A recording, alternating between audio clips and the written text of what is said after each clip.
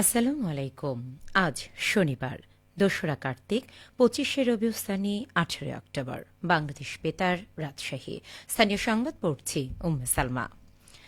রাজশাহীতে লালন শাহের ১৩৫তম তিরোধান দিবস পালিত হয়েছে। দিবসটি উপলক্ষে গতকাল সন্ধ্যায় নগরীর দরগাপাড়ায় অবস্থিত লালন শাহ মুক্ত মঞ্চে রাজশাহী জেলা প্রশাসন লালন শাহের তিরোধান দিবস পালন অনুষ্ঠানের আয়োজন করে। অনুষ্ঠানের প্রধান অতিথি ছিলেন রাজশাহী বিভাগীয় কমিশনার খন্দকার আজিম আহমেদ। প্রধান অতিথির বক্তব্যে তিনি বলেন, লালন শাহ ১৩৫ বছর আগে মারা গেছেন এবং তিনি প্রায় ১১৬ বছর বেঁচে ছিলেন। অসংখ্য গান রচনা করে গেছেন তিনি। লালন শাহ রচিত গানগুলো বাংলার জনপদে প্রত্যেক ঘরে ঘরে এখনও বেঁচে থাকে, যা সকল শ্রেণী পেশার মানুষের অন্যতম পছন্দের গান। আলোচনা শেষে একই স্থানে লালনের গান পরিবেশন করা হয়। অতিরিক্ত জেলা প্রশাসক মহিনুল হাসানের সভাপতিত্বে অনুষ্ঠানে বিশেষ অতিথি ছিলেন বাংলাদেশ রেশম উন্নয়ন বোর্ডের পরিচালক ড এম এ মান্নান এবং অতিরিক্ত জেলা প্রশাসক সবুর আলী। ১১তম নাটোর জেলা কোর্স ফর রোভার মেটে অংশগ্রহণকারী ১২টি জেলার রোভারবৃন্দ পারস্পরিক সহযোগিতার মাধ্যমে দেশের কল্যাণে কাজ করার শপথ গ্রহণ করেছেন। গতরাতে জেলা স্কাউট ভবনে স্কাউটস অন অনুষ্ঠানে এই শপথ গ্রহণ করেন ঢাকা বিশ্ববিদ্যালয় সহ দেশের ২৩টি শিক্ষা প্রতিষ্ঠানের রোভার শিক্ষার্থীবৃন্দ।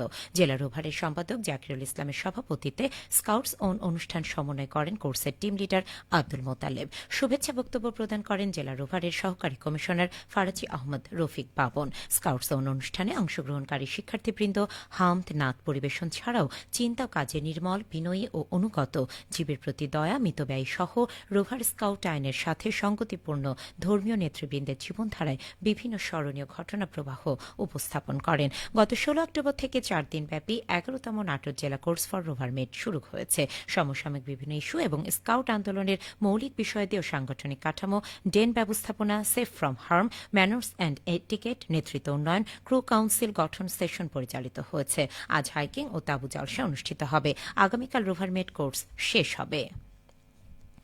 সিরাজগঞ্জে চৌহালিতে যমুনায় মা ইলিশ মাছ ধরায় উপজেলা প্রশাসন ও মৎস্য অধিদপ্তরের যৌথ অভিযানে ২.৫ লাখ মিটার কারেন্ট জাল ও ৮ কেজি ইলিশ মাছ জব্দ করেছে।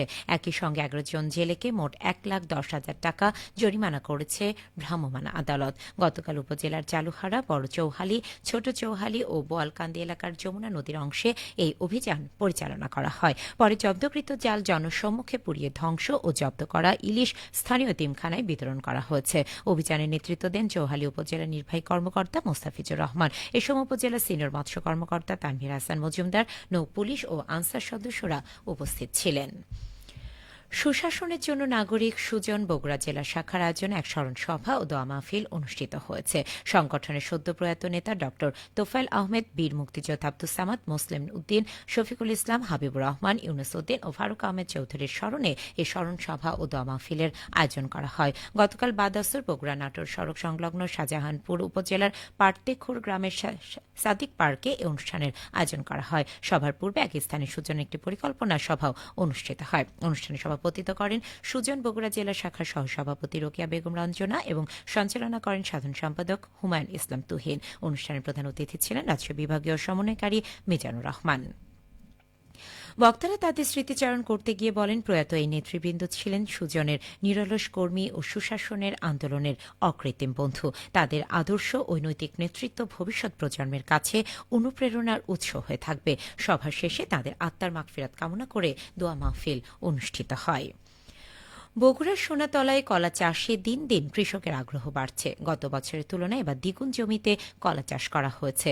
উপজেলা কৃষি সম্প্রসারণ অধিদপ্তর সূত্রে জানা গেছে, সোনাতলা উপজেলার একটি পৌরসভা ও 7 ইউনিয়নে ১৭২০ হেক্টর জমিতে এবার কলা চাষ করা হয়েছে। গত বছরের তুলনায় এবার দ্বিগুণ জমিতে কৃষক কলা চাষ করেছে। উপজেলা কৃষকেরা স্থানীয় জাতের পাশাপাশি সাগর, অনুপম, জি9, চিনি চম্পা তরকারি কলা চাষ করা হচ্ছে। উপজেলা কৃষি কর্মকর্তা কৃষিবিদ সোহরাব হোসেন বলেন, সোনাতলার মাটি কলা চাষ উপযোগী। বেলে দোআঁশ মাটিতে কলা রোপণ করলে ফলন ভালো পাওয়া যায়। পাশাপাশি ফসল উৎপাদন খরচ কম, লাভ বেশি। তাই দিন দিন এ ফসলের প্রতি কৃষক আকৃষ্ট হচ্ছে। সবশেষে আবহাওয়া। আজ সকাল ৬টায় রাজশাহীতে তাপমাত্রা ছিল ২৩ ডিগ্রি সেলসিয়াস। এ সময় বাতাসে আর্দ্রতার পরিমাণ ছিল ৯৬%। রাজশাহী পার্শ্ববর্তী এলাকায় আজ সূর্যোদয় হয়েছে সকাল ৬টা ৪ মিনিটে এবং সূর্যাস্ত সন্ধে ৫টা ৩৬ মিনিটে। সংবাদ শেষ হলো।